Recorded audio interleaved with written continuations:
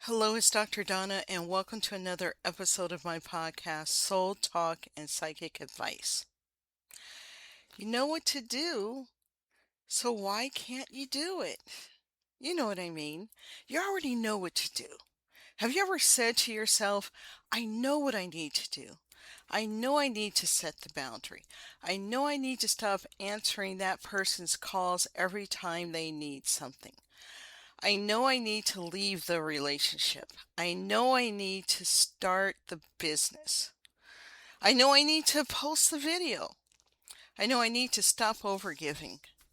I know I need to rest. I know I need to ask for help. I know I need to stop saying yes when I really mean no. You know. You probably have known for a while, and yet you still aren't doing it. And that can become incredibly frustrating because eventually you start asking yourself, what is wrong with me? Why can't I give other people such good advice but struggle to follow my own? Why can't I see the pattern clearly and still repeat it? Why have I read the books, listened to the podcasts, taken the courses, journaled about it, prayed about it, talked about it, and I'm still doing the same thing? Today I want to talk about that gap. The gap between knowing what to do and actually being able to do it. Because there is something I really want you to understand. Knowing is not the same thing as embodying. Now, you hear me talk about embodying a lot. Sometimes the reason you haven't changed isn't because you need more information. You may already have enough information. What you may need now is practice. You may need safety. You may need repetition. And you may need to understand what happens inside of you when you actually try to do the thing you already know you need to do. That's what we're going to explore today. So, we're going to fill in that gap because a lot of times people don't understand. We're information hoarders, and now with all these coaches and teachers and AI and, social media, you could get a lot of information. There are people who seek information over and over thinking, one day it's going to click. One day I'm going to seek the right information, everything falls in place. But it won't. Not because the information is wrong or bad or anything like that, but the information will get blamed. But it's about something within us that has to change. So let's talk about why knowing doesn't automatically create change. Most of us have been taught a very intellectual model of personal growth. First, you identify the problem, then you understand the problem, then you learn the solution, then you change. It sounds logical, and sometimes it works. But human beings aren't just intellectual beings. We have emotions, we have conditioning, we have relationships, we have habits, we have protective patterns, and we have bodies that can respond automatically when something feels threatening, unfamiliar, or uncomfortable. So you can intellectually understand something and still have another part of you resisting it. Think about boundaries. Someone can tell you you need stronger boundaries. Yeah, I've said that to people, but I know to follow it up with a lot more. And intellectually, you completely agree. You're like, yeah, I know I need more boundaries. You might even know exactly what your boundary should be. But then someone asks you for something, and suddenly your stomach tightens and your chest gets heavy. Your heart starts beating faster. You start imagining how disappointed they're going to be. You worry they're going to think you're selfish. You worry they'll get angry. You worry they'll stop talking to you. And before you know it, you said, sure, I'd do it. Now you're frustrated with yourself because you know better. But knowing what your boundary should be isn't necessarily the same thing as feeling safe enough to hold it. That's an important distinction. You don't necessarily need another lesson on boundaries. You may need to practice what happens inside of you when someone doesn't like your boundary. That's a completely different kind of work. I tell you something, I had a situation with a relative yesterday. As much as I talk about boundaries, I almost slipped because it was a relative, and I needed to say, I need to keep healthy distance because you're connected to other parts of the family that I don't want to talk to. So I'm glad I didn't say anything about that yet. I sat with it. I just said we'd discuss it more later. So I took that and I sat with it and I sat with the triggers, and it reminded me that nothing's about perfection. We're constant work in progress. So even as you learn boundaries, you're going to have to practice over and over to get them, to become more comfortable with it. And you are going to have things that stop you. This one particular relative is a wonderful person, but there has been a lot of distance because of other factors. And now they're like, oh, I want to build this relationship. And I froze because it's like, I do too, but there needs to be boundaries in place because of X, Y, and Z reasons. And I sat with it, I processed it, I figured out what are my triggers, what are my fears, what are my concerns, and you have to sit with these things to understand yourself. A lot of times we avoid thinking anything negative, but what is negative? No, it's about honesty and authenticity. And I had to sit and go, whoa, I teach this stuff, I practice it. I had the conversation later, but I did pause. But I felt that, like, ooh, nervousness of, oh my God, I don't want to hurt this person, but I got to be honest with this person. And when you're an empath, it's very hard sometimes to say no. And it's something that you have to practice over and over. So when learning becomes a form of avoidance, I want to talk about something that can be uncomfortable to admit. Sometimes learning feels like progress even when we're avoiding implementation. We tell ourselves, I just need to understand this a little better. So we buy another book, watch another video, take another class, listen to another podcast, download another workbook, save another post. And none of those things are inherently bad. Learning is valuable. And at some point, we have to ask ourselves, am I learning because I genuinely need more information? Or am I learning because learning feels safer than doing? Like being a chronic student, yes, to some degrees take 12, 13 years, but I, have peers I went to school with, and after graduation, you can practice. I did some additional studying. Some of them did additional studying, but some just kept on, kept on. I realized I was doing that too. So ask yourself, are you studying to avoid implementation? And you think the more I study, all of a sudden I'd be okay and I have the courage and I won't be afraid. So remember, you know, learning doesn't require vulnerability. Implementation requires vulnerability. That's something to remember. You can read 10 books about visibility without ever allowing yourself to be seen. You could take 5 courses on boundaries without ever disappointing somebody, right? You can study relationships without leaving an unhealthy one. You can learn everything about receiving without ever asking anyone for help. You can understand people pleasing intellectually without ever saying no. You can understand perfectionism without ever releasing something imperfect. You can learn about intuition without actually trusting your own intuition. There comes a point where another piece of information doesn't create the breakthrough. The practice becomes the breakthrough. Maybe you don't need to learn 5 more things. Maybe you need to practice one thing you've already learned. That's why I struggle with videos sometimes, because I feel like I'm just another mouthpiece out there.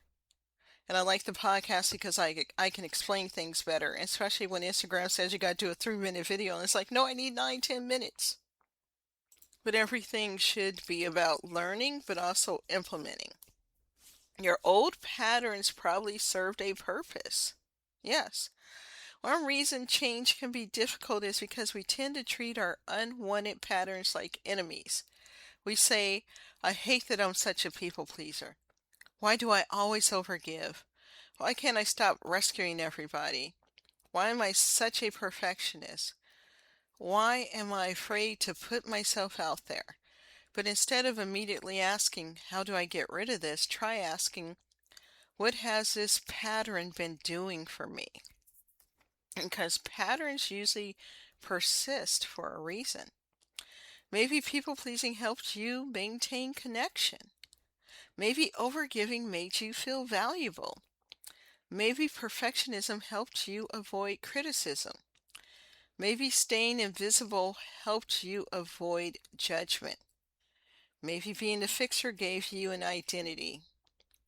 Maybe hyper-independence protected you from being disappointed by other people.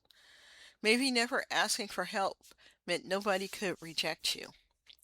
Maybe absorbing everyone's emotions helped you anticipate what people needed from you. So when you decide, I'm not doing this anymore, you aren't simply changing a behavior. You may be asking yourself to give up a strategy that has helped you feel connected, valuable, accepted, needed, or protected. Of course, there can be resistance. The question isn't only, why can't I stop? A more useful question may be, what does some part of me believe will happen if I stop? That question can reveal a lot. What does some part of me believe will happen if I stop? Think about it. Why positive change can still feel unsafe. Let's take visibility. Maybe you want to start a business, start a YouTube channel, post online, teach, write the book, launch the program, apply for the position, speak publicly, and intellectually you know, I need to become more visible. But every time you're about to put yourself out there, something happens. You procrastinate. You suddenly decide the website isn't ready. You decide you need new photos. You rewrite the post 14 times. You record the video and you delete it.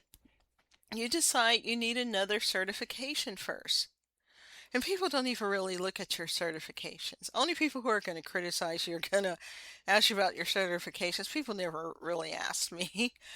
And then you convince yourself, I'm just not confident enough yet. But maybe confidence isn't the prerequisite. Maybe confidence develops through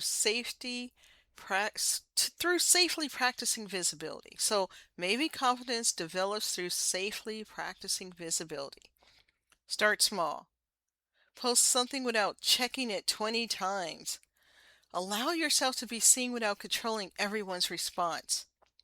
Share your opinion without needing everybody to agree with you. Let something be good enough because nothing's going to be perfect. Let yourself experience. I was visible and I'm okay. That's embodiment.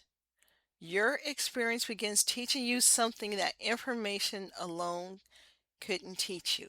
So embodiment is being able to feel safe with the risk, with being visible, and just implementing, post that video, post whatever, take the steps. So your experience begins teaching you something that information couldn't teach you. Sometimes the problem isn't motivation. Let's talk about this. Another common assumption is, if I really wanted it badly enough, I'd do it. We got to stop with that. Not necessarily. You can deeply want something and still struggle to move toward it. Sometimes what looks like procrastination is fear. Sometimes what looks like laziness is overwhelm. Sometimes what looks like inconsistency is perfectionism. Sometimes what looks like indecision is fear of being wrong. Sometimes what looks like a lack of discipline is an internal conflict between what you want and what feels familiar. This doesn't mean we excuse every behavior. It means we become curious enough to understand it. Imagine you're procrastinating or something important. Yeah, imagine it's something important and you're procrastinating about it. Instead of immediately telling yourself, come on, get it together, stop for a moment. Notice what happens when you imagine doing the task. Maybe your shoulders tighten, maybe you hold your breath, maybe you feel pressure in your chest. Then ask, what am I afraid might happen if I actually do this? It's always fear of making a fool of ourselves or judgment. Maybe the answer surprises you. What if I fail? We all do. What if people judge me? They will, especially people who see you having the courage that they don't have. They're going to critique you or put you down to make themselves feel better. What if it works and then people expect more from me? They will. What if I make the wrong decision? We all do. What if I disappoint somebody? You will disappoint somebody. For just breathing can disappoint somebody. What if I change and the people around me don't? That will happen. You will change and the people around you more than likely won't change at the same time. Suddenly, procrastination isn't quite as mysterious. Think about it. We procrastinate out of fears, and these are the fears. So the familiar can feel safer than the healthy. A lot of people will do the familiar. One of the most important things to understand about change is that familiarity and safety can become intertwined. Something can become unhealthy and still be familiar, and nothing can change that, right? In your mind. You're just like, it's unhealthy, but it's familiar to me. And something can be healthy and still feel uncomfortable because it's unfamiliar. Maybe you're accustomed to being the one who gives. So receiving feels uncomfortable. Maybe you're accustomed to chaos. So peace feels strange. That's why people go, I need a lot of excitement in my relationship because if there's an excitement, it gets boring and that means it doesn't work for me anymore. They're looking for chaos a lot of times. So peace feels strange. Maybe you're accustomed to taking care of everyone else. So focusing on yourself feels selfish. And you might have been wired that way from a young age. If you put yourself first, you're selfish. Maybe you're accustomed to proving your worth through productivity. A lot of us are. So resting makes you anxious. It's an art form to learn how to rest and do nothing. And it's something that has to be reevaluated all the time. Maybe you're accustomed to relationships where you have to earn love. So being loved without performing feels suspicious, like you just are waiting for the other shoe to drop. Maybe you're accustomed to hiding, so visibility feels dangerous. That's why we have to be careful about interpreting discomfort. Discomfort does not automatically mean you're doing something wrong. Sometimes discomfort means you're doing something different, and different requires practice. Receiving, a perfect example of knowing versus embodying. Receiving is a great example of this. Someone may say, I know I need to learn how to receive, but then someone offers to help them. No, no, no, I got it. Someone gives you a compliment. Oh, this whole thing is nothing. Someone wants to do something kind, for you. And you go, you really don't have to. Someone offers support. I don't want to bother anybody. So intellectually, they believe in receiving. No, you have to, but your automatic response is to deflect it. That doesn't necessarily mean that you're blocked. Receiving may simply feel unfamiliar and unsafe to your system. So instead of trying to become a completely different person overnight, practice receiving in small doses. Someone compliments you, say thank you and stop. Don't minimize it. Don't immediately compliment them back. We feel that pressure to do that, like we need to say something back. Just receive it. Someone offers to carry something for you, let them. Someone asks, do you need anything? Instead of automatically saying no, pause. Maybe you do. This is how embodiment happens, through these small practices, through small experiences that teach you I can do this. Because if you want to receive big things, you got to be able to receive the little things. People think that when the big thing comes, they're ready. But no, they're going to be triggered. You're going to sabotage. You're going to push it away. You got to practice with the little things. Just receiving compliments, something small. Stop trying to make the biggest change first. This is where people sometimes sabotage themselves. They identify the pattern and immediately try to make the biggest possible change. I've been a people pleaser my whole life. Starting today, I'm never people pleasing again. That's a lot.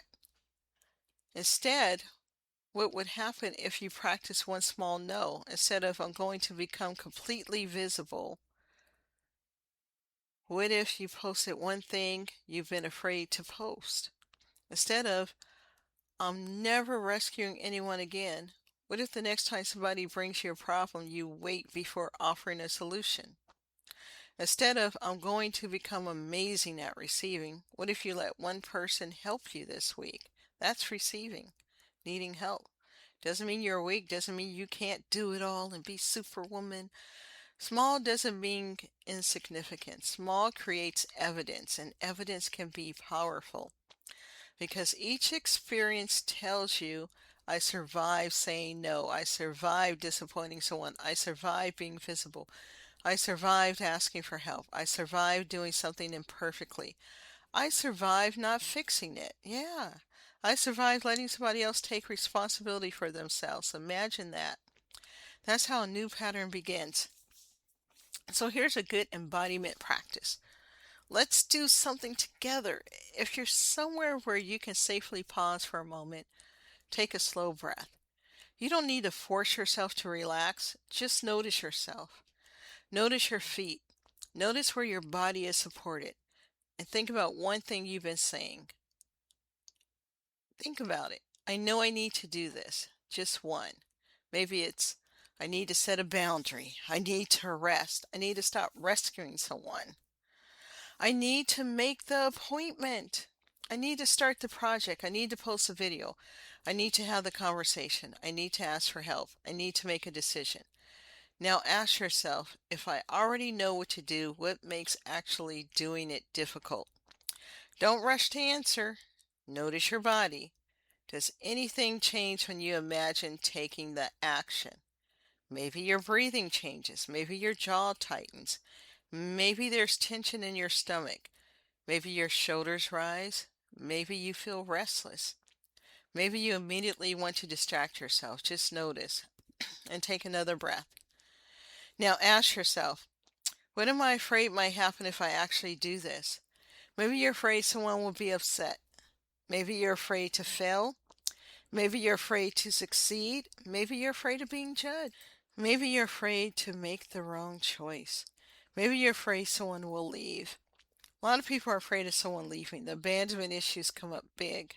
Work through that. Maybe you're afraid you'll lose an identity you had for years. Yes, don't judge the answer, just notice it. Now ask yourself one final question. What is the smallest version of action I can practice? Not the biggest, the smallest. Something that stretches you without overwhelming you. Maybe your boundary isn't a huge confrontation. Maybe it's I can't do that today. Yeah. Maybe visibility isn't launching a huge campaign. Maybe it's posting one video. Maybe receiving isn't asking somebody to completely take care of you. Maybe it's allowing someone to buy you coffee without arguing or saying no. Maybe rest isn't taking a week off. Maybe it's sitting down for 20 minutes without earning it first. That's your practice. Stop waiting till you feel ready because we never feel ready. We just got to jump in. There's another trap we need to talk about, waiting until you feel ready. Sometimes readiness comes first, but sometimes readiness comes through experience, most of the time through experience. You might be waiting to feel confident enough to set the boundary, but perhaps confidence comes from setting boundaries. You might be waiting to feel worthy enough to receive, but perhaps receiving helps you experience your worth. You might be waiting until you're no longer afraid to become visible, but perhaps becoming visible is manageable ways teaches you that you can tolerate being seen. So perhaps becoming visible in manageable ways teaches you that you can tolerate being seen. You might be waiting until you completely trust yourself before making decisions. Perhaps making decisions and discovering that you can handle the outcome is how trust develops. These are things we cannot think ourselves into. At some point, we have to experience them. Progress doesn't mean the discomfort disappears. No. The goal of healing isn't necessarily to become a person who never feels uncomfortable, because we all will. You may still feel nervous when you set a boundary. You may still feel uncomfortable receiving. You may still feel fear before you become visible. You may still Question yourself when you make a decision. You may still feel the urge to rescue somebody.